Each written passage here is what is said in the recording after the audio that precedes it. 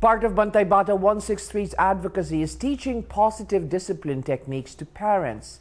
At the Waan Elementary School in Davao City, parents of school children went through a seminar on proper child care. Raising a child is not an easy task, and to help parents, Bantay Bata 163 continues its campaign to teach and instill positive discipline techniques.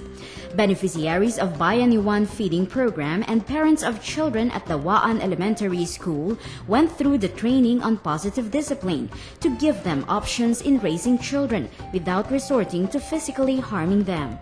Kani nga seminar, dako jud kaayo nga dako gyud kaayo nga ikahatag sa mga ginikanan labi na sa ilang kaalam, kabahin sa pagdisiplina sa mga bata.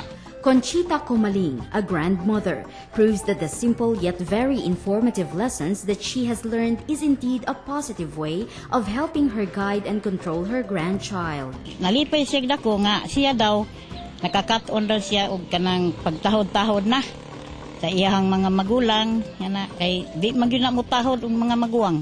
Makahatag og proteksyon, makahatag og atensyon sa pagpalambo sa mga katungod sa atong mga kabataan.